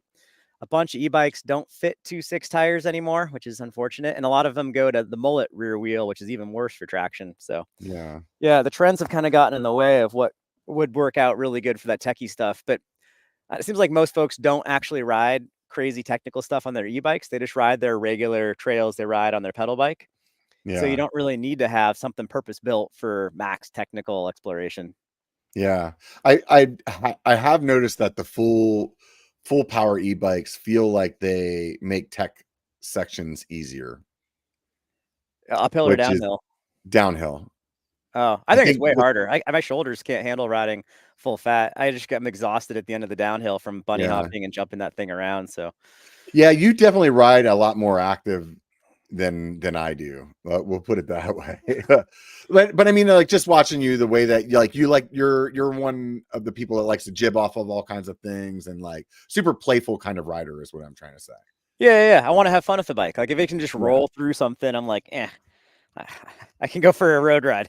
But I'd rather have it be a challenge to get the bike through and have to like do a lot of active movements with it. So in the bigger e-bikes, all of a sudden that's exhausting and I'm not looking forward to yeah, the descent. And then you've lost a lot of the climb challenge once you're on an e-bike. So it's like, well, yeah, it's just kind of watered down. But then the lighter SL ones, I could do, 2 to 3 times the distance or I could do half the amount of time to get the same ride in. And then it was nowhere near as like that when the weight is that centralized around the bottom bracket on the SL bikes, even Yeah. though it's only 10 pounds lighter than a full size e-bike, the 10 pounds is much less of like it feels like it's 15 pounds lighter because the weight is so right around your feet rather than connected to your hands up on the head tube. Yeah. Yeah. I I wish agree. someone would do an SL e-bike with like a 160 or 170 fork, 150, 160 rear travel, and then scooch the battery back on top of the motor, blocking a little bit of the seat post range if we have to, and just having Mhm. the battery as far back as we can, just to keep it away from the front. I think it would jump so much better, and it would definitely wheelie better, and it would Yeah. handle nicely if it was centralized like that. But So if it was more of the like single pivot or the single pivot with the 4 bar, like kind of up higher, then you could put more battery, just stack the battery above the motor instead of going up the top or up the down tube. well, I mean, the battery is so much heavier than the shock. It makes sense Yeah. to have the shock higher up and the battery down low. But Yeah. we also don't need these crazy suspension designs on an e-bike because a lot of the suspension designs are built to pedal well and go through bumps. But we're already getting a huge boost to our pedaling. So we can give up all kinds of pedaling efficiency and almost never notice it. So we could Yeah. go to a suspension design that's configured totally different. And that's one of the assumptions that goes against a lot of the marketing department's hype. So we're kind of painting ourselves in a corner with all these biases from riding regular pedal bikes. That's interesting to think about though, because Yeah. if you do that, like kind of play that little mental mind game, um, it reminds you of when mountain biking started and they were using road bike geometry for mountain bikes. They were just making the tires They bigger. were until 10 years ago. Right. So like basically what you're explaining is the same thing. It's like the same thing happening with e-bikes. They're just Yeah. like, oh, we use mountain bike geometry. And it's like, wait a minute. We use This mountain is bike not the same. suspension because it needs to pedal good. Like, what? Yeah. Yeah. It's a Yeah. whole That's different really set of. interesting. Yeah. And then the suspension is also like, oh, I read something on Disappointing on Pink Bike where they said you can't feel the suspension as much on an e bike. And I'm like, oh, suspension's more important on the e-bike because it's heavier. It needs more extra support when it's landing because you can't correct for it with your body as good because the thing's so Mhm. heavy. So like we just yeah. There's a lot of it. Like you definitely need more damping on an e-bike. For a while, Fox had less damping because I thought the average e-bike rider was going slower than the average pedal bike rider. I Oh, don't know. interesting. Yeah. I think that was some engineer's bias a few years ago. But Yeah, I that's definitely really kind of weird to think. I don't know I why mean, you like, would they think go that. the same speed on downhills. Like, there's Right. really like, the power cuts out at 20 mile an hour. From that point on, oftentimes the pedal bike being 15 pounds lighter can go faster than the e-bike can go. Yeah. They're just faster on a bike path and up a hill. So, yeah, but the extra damping on the suspension for an e-bike is also something that we could be more open to embracing. But yeah, it's Yeah. just a slightly different thing. And it's good. I don't know. It's probably good to back up a little bit and look at it from the 10,000-foot view. It's good to hang out with people that aren't super into bikes and get their perspective on e-bikes Yeah. because they don't have the What same biases we do. what kind of things do you hear that way? What do you mean? When you've been in those conversations, what kind of things do you hear that like from people that aren't into bikes? Oh, just like hearing about how there's wires everywhere. They're talking about like, the shift in the dropper post and the brake. I'm like, yeah, that's a fair point. There are wires everywhere. I never thought about it that way. And I mean, just like the off on switches and things like that. And some things are super intuitive, other things aren't. Like my neighbor got a bike the other day and having to buy a water bottle cage separately was kind of like, really? That seems kind of odd. And I'm like, Yeah, right. it is kind of odd. I agree. Yeah. I never thought about it, but you're right. It is kind of different. I think there's a bunch of things that that companies haven't done for a long time that you're starting to see change. And I think it's because of the way that purchasing bikes is changing, and I think it's really interesting time to see how like things shake up in the industry. I really enjoy these like direct consumer brands where you can kind of build your bike, maybe not any part that you want, but you definitely have more options than you did before, where it's like, you could go out and buy this. Let's just throw a number out for the sake of conversation, like this $6,000 Santa Cruz, and then you take it home and you're like, I don't like this dropper and I don't like these handlebars, so right away you're Sure. changing them, Yeah. and it's like to be able to go and say, hey, this is the dropper that I want, this is the handlebars that I want, this is the length stem that I'm looking for. Like you Yeah. used to get that back in the day from the shops, but I think some of these shops getting more um bigger and not being as like small as they were in the past, that some of that like being able to swap things out stuff kind of went away a little bit.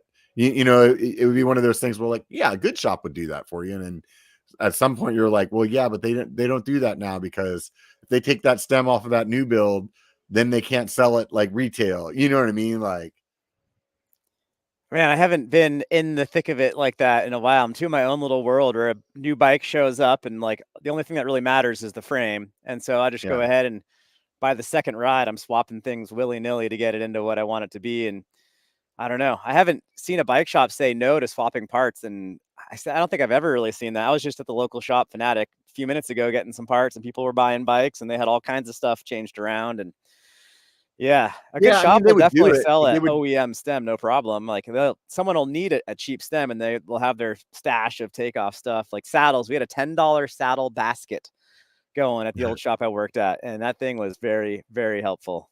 yeah. I think, yeah. I hear what you're saying. Definitely, I think it's maybe not as, I don't know how to say it without like thinking about it for a little bit, but um I think it was much easier to do when shops were like, the guy that is owning the shop is there. You Yeah. know what I mean? Compared to, this is a shop that has 30 locations. Mm, You know what I mean? yeah. Like they I don't have don't, much experience with chain bike yeah, shops. yeah. But I think that there's a lot more of those nowadays that than it used to Chain be, shops, sure. you know? Yeah. Like So Mike's Bikes has grown quite a bit. yeah. Perfor There was Performance Bicycle, but no one I knew ever bought a mountain bike from Performance Bike. But they had a lot of REI mountain bikes in there. I don't know how they did that, to tell you the truth, but Yeah, REI had I don't even know what the bike buying process is like at REI. Yeah, I don't know. yeah, I mean, Yeah. they sell a lot of bikes. I think REI is good at getting people that aren't mountain bikers into mountain bikes, Sure, definitely. Very you know? approachable. Yeah. So it could be like a person that is thinking about riding mountain bikes, like, it's less intimidating to go to REI than it is to go into a bike shop and maybe like get like some bike shops are super um core. Yeah. So like it's intimidating to walk in there and have some guy, like, you feel like he's looking you up and down, like, oh, what's this dude doing? Where they go to REI and it's like, yeah, I just walk in there, there's a bunch of bikes in a row, I sit on the one that's the wrong size, but I like the color. And then maybe somebody comes by and tells me, hey, you should get this one, it's the right size. And then they're like, sweet. And they're out the door, you know? Well, human beings are creatures of habit. Like if you do anything outdoors, you're going to be going to REI. Therefore, it's your habit to shop for outdoor stuff at REI. You Yeah. think bike, you think you saw the bikes for sale at REI. Like, well, I'll just go there and see. Like you're far more likely to go back to a place you've already been to than to go to somewhere new.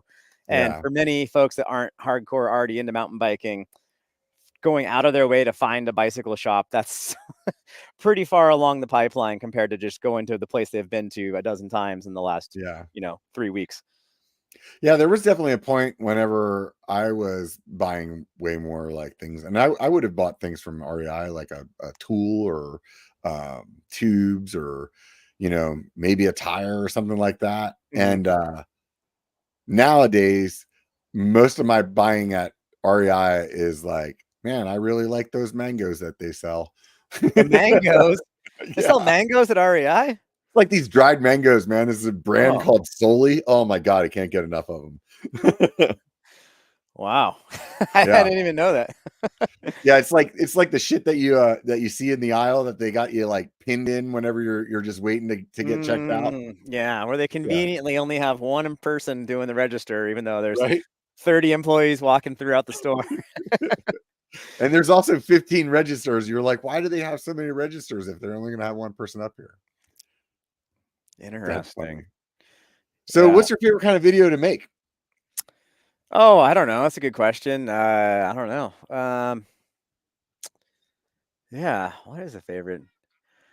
I don't know. I like creating doing the riding bits of the trip videos, like going to that race, doing the moto adventure rides, doing the random kind of weird stuff. That's really fun. My favorite type to make is probably it could be the Patreon videos right now. Those are riding tutorials, and they're kind of different than the YouTube thing. I Mm-hmm. think it's very healthy to flex your creative muscle a little bit differently. And so every month I'm doing about 4 or 5 public YouTube videos, usually product based, occasionally experience based or whatever.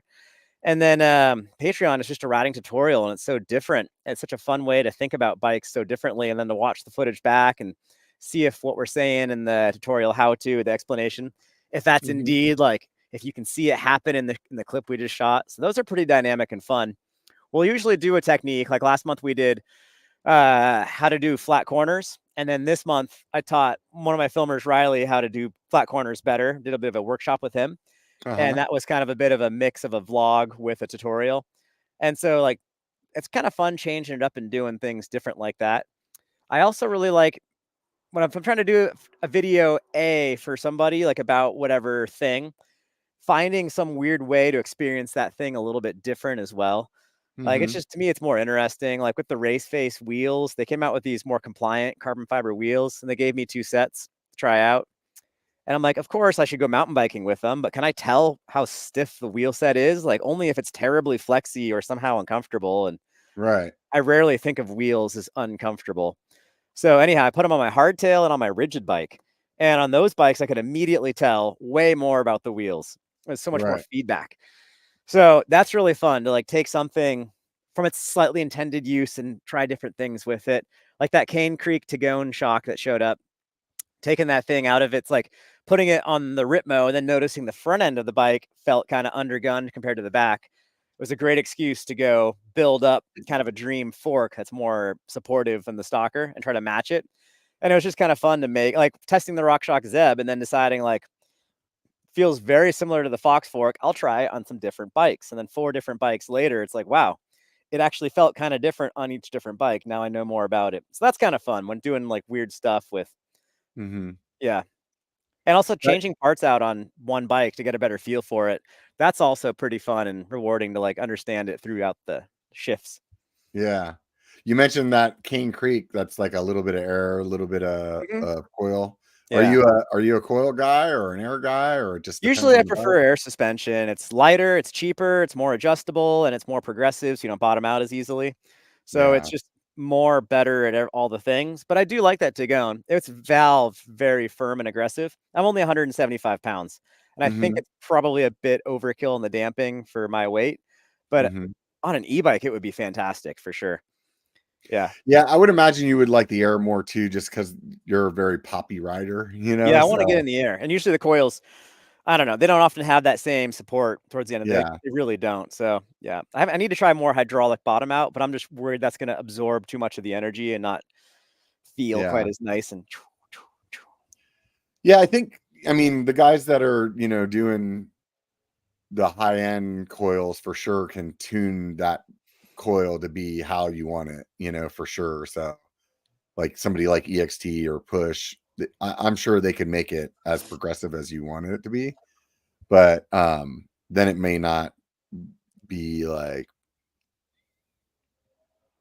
yeah, maybe then you'll be sacrificing something else. You know what I mean? Yeah, I mean, they could do a little bit less. I mean, definitely minimal low speed compression, but then I need quite a bit of high speed to help with the big bottom outs. So I do get a lot of that progression from the spring. Ideally, Yeah. bikes have a leverage ratio. Like, oh, this whole like adjustable geometry thing is cool and all, but what was really cool is adjustable suspension, like what Rocky Mountain had, where you could change the progression of Mm-hmm. the kinematic progression rather than just doing volume reducers. I thought Mm-hmm. that was really, really cool. And I would love to see more brands adapt to that. Like this position for sending, this position for casual riding. Like have your pick. To get full travel, use this. To only get full travel sometimes, use this. Like Yeah. that would be so cool, but that seems too challenging to explain to consumers. So brands have shied away from doing it. So Yeah. yeah, EXT stuff sounds interesting. I'd love to try their shock. People rave about it. I just read the article on Pink Bike the other day. They did a update on a review of their latest rear shock update. And I know EXT does a bunch of Suron stuff. I don't have a Suron, but Mm-hmm. I'm hoping that they help make the Surons feel less like sketchy contraptions and more like motorcycles. That'd be cool. I haven't ridden one yet, so I know you do a lot of like dirt bike kind of Mm-hmm. adventure bike riding. So Yeah. I'm surprised. So what's your take? Oh, I don't know. It's interesting that EXT is doing more higher end stuff for that, generally Chinese portion of the market. I think it's kind of cool. I wish other companies would get in. Yeah, On the but I mountain mean, bike what's your side, I don't take? really What's your have a take take. on the e like moto? Is I guess is what I'm asking.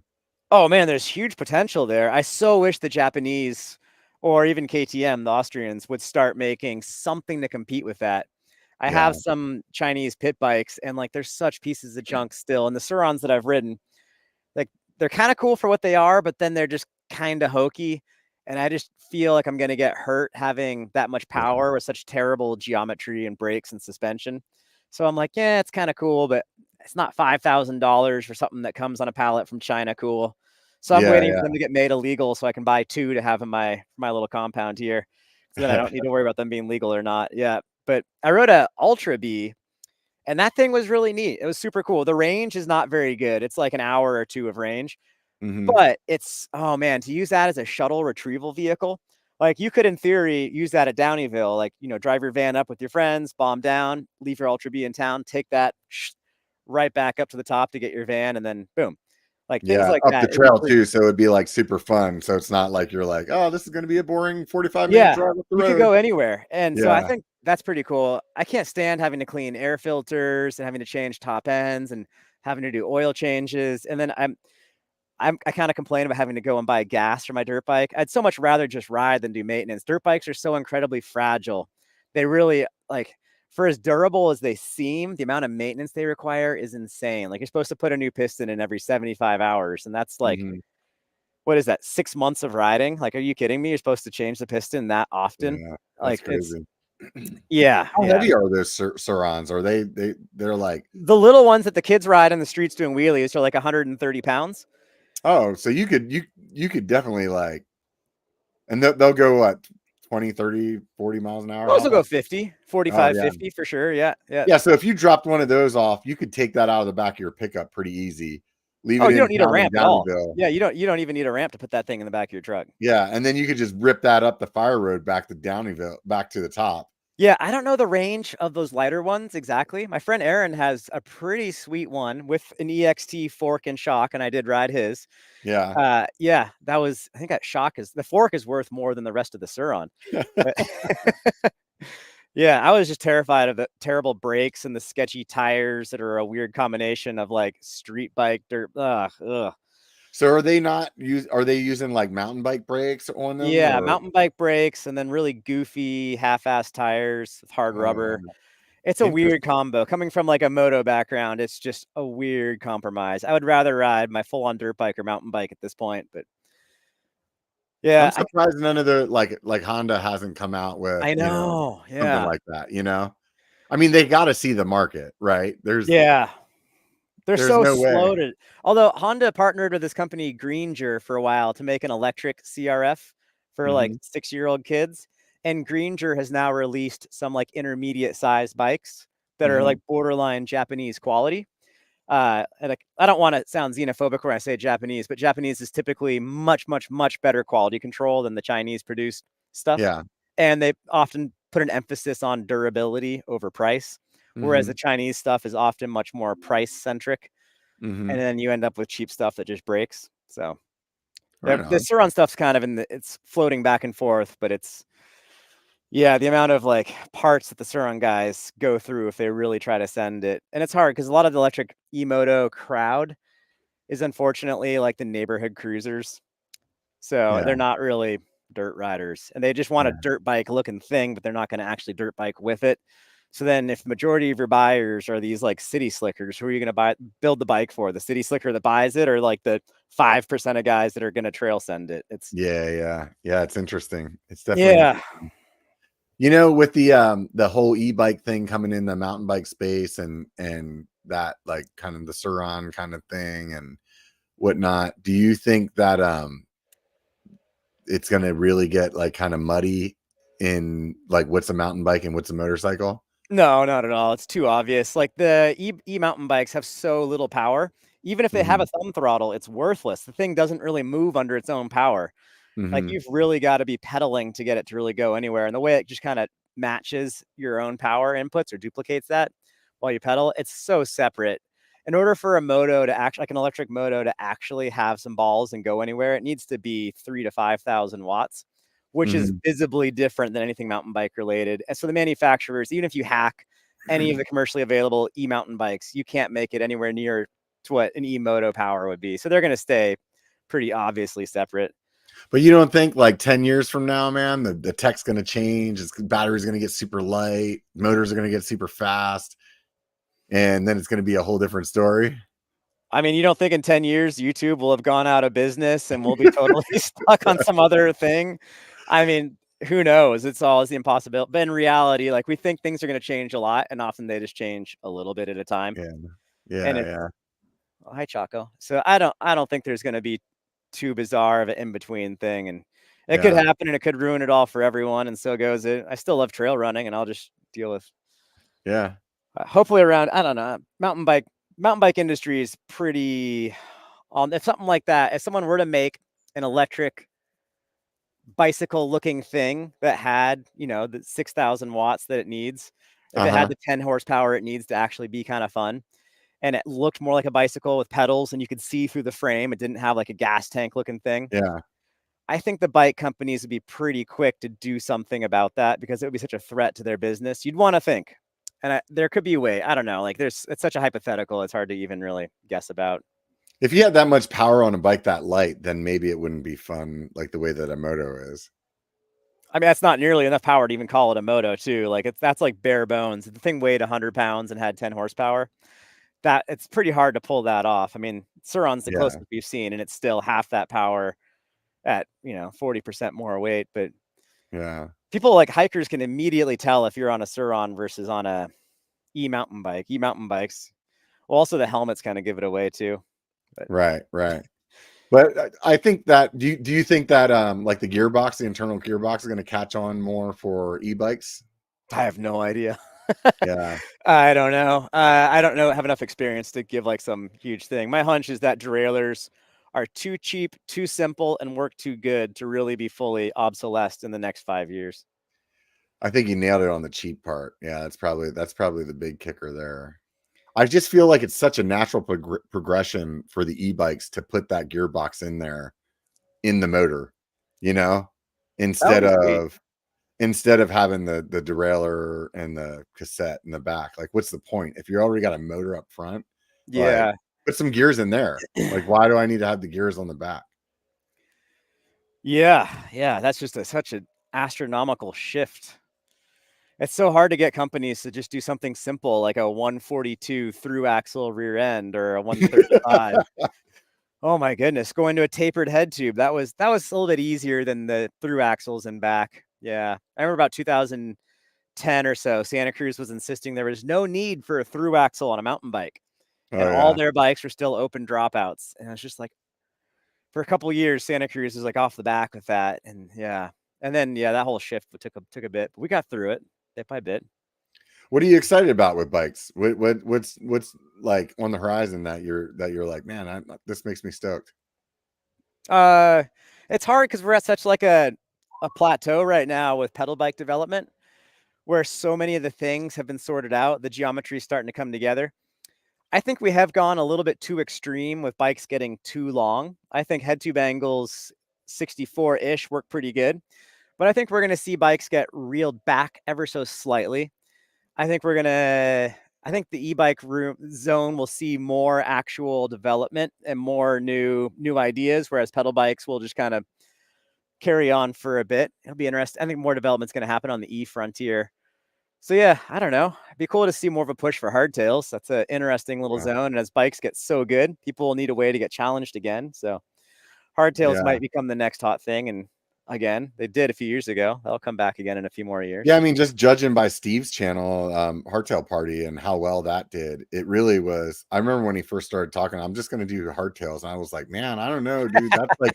That's like a niche of a niche, dude. I Yeah. don't know, and holy shit, if that channel didn't grow, you know what I mean? Yeah. Oh, Steve's awesome. I love Steve and Tess and their little girl. Yeah, She's super cool.